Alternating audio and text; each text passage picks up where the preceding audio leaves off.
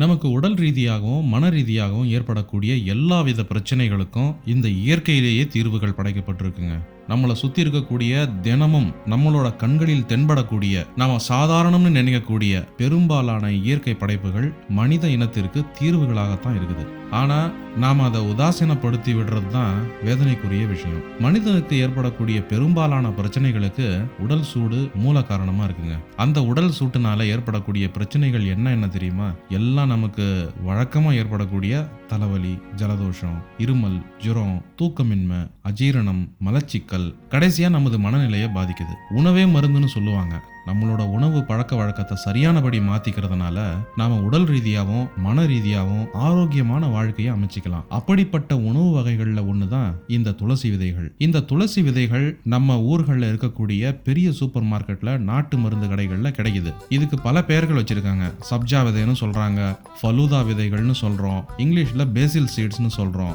வெவ்வேறு இடங்கள்ல வெவ்வேறு பெயர்கள், அவ்வளவுதான். இந்த விதைகளை நாம உட்கொள்றதால நமக்கு என்ன பயன்? முதலாவதா உடல் சூடு தணியும். அப்புறம் ரத்தத்துல இருக்கக்கூடிய சக்கரை அளவை சீராக்கும். மலச்சிக்கல் பிரச்சனை உள்ளவங்களுக்கு இது நல்ல மருந்து. கொலஸ்ட்ரால் லெவலை கண்ட்ரோலா வைக்குது. உடல் பருமன் ஆயிடுச்சு, வெயிட்டை குறைக்கணும் அப்படின்னு நினைக்கிறவங்களுக்கு இந்த விதைகளை வழக்கமா எடுத்துக்கோங்க. பசியை கட்டுப்படுத்தும். வேலைக்கு போயிட்டு வீட்டுக்கு வரும்போது ஒரு மாதிரி ஸ்ட்ரெஸ்ஸா, டென்ஷனா இருக்கத்தான் செய்யுது. அந்த மனநிலையை உடனடியா மாத்தக்கூடிய ஆற்றல் இந்த துளசி விதைகளுக்கு இருக்கு. இதுல 2 விதமான விதைகள் நமக்கு கிடைக்கும். சின்ன சின்னதாகவும் இருக்கு, இன்னொன்னு கொஞ்சம் பெரிய சைஸ்லயும் கிடைக்குது. நான் இந்த பெரிய சைஸ் விதைகளை தான் தண்ணீர்ல இப்ப ஊற வைக்க போறேன். அரை கிளாஸ் தண்ணீர்ல 2 ஸ்பூன் விதைகளை போட்டா போதும். 10 நிமிஷத்திலேயே தண்ணீர்ல ஊறி ஜவ்வரிசி மாதிரி பெருத்திடும். இங்க பாருங்க, நான் இப்ப இந்த தண்ணீர்ல இருந்து விதைகளை மட்டும் வடிகட்டி எடுத்துக்க போறேன். அதுல நான் டேட் சிரப்ஸ், அதாவது பேரிச்சம்பழத்திலிருந்து எடுத்த சாறு, சர்க்கரைக்கு பதிலாக பயன்படுத்திக்க போறேன். நீங்க சர்க்கரையே யூஸ் பண்ணணும்னு நினைச்சீங்கன்னா யூஸ் பண்ணிக்கோங்க. இல்ல நாட்டு சர்க்கரை உங்ககிட்ட இருந்ததுன்னா அதை கூட நீங்க உபயோகப்படுத்தலாம். அடுத்து ஊறி இருக்கக்கூடிய இந்த விதைகளை 2 ஸ்பூன் அதுல போட்டுக்க போறேன். உங்களுக்கு வேணும்னா அதிகமாகவும் எடுத்துக்கோங்க.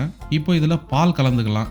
Apple juice, orange juice, strawberry milk shake, இப்படி எது உங்களுக்கு விருப்பமோ அதை கலந்துக்கோங்க. நான் இப்போ ஆப்பிள் ஜூஸை கலந்துக்க போறேன். பழங்கள் இல்லாத சமயத்துல குறைஞ்சது நம்ம கிட்ட எலுமிச்சம்பழமாவது இருக்கும். அதோட சாறு கூட கொஞ்சம் புதினா தழையை அரைச்சி சாறு பிழிஞ்சு கலந்து ஜில்லுன்னு தண்ணி ஊத்தி அப்படியும் குடிக்கலாம். இந்த வீடியோ பதிவு பயனுள்ளதா உங்களுக்கு இருக்கும்னு நினைக்கிறேன். உங்க நண்பர்களும் பயனடையணும்னா அவங்களுக்கும் இந்த வீடியோவை ஷேர் பண்ணுங்க. இந்த மாதிரி இன்னும் பயனுள்ள வீடியோக்கள் உங்களுக்கு கிடைக்கணும்னா கீழே இருக்கக்கூடிய சிகப்பு கலர் பட்டனை கிளிக் பண்ணி சப்ஸ்கிரைப் பண்ணிக்கோங்க. அடுத்த வீடியோல சந்திப்போமா?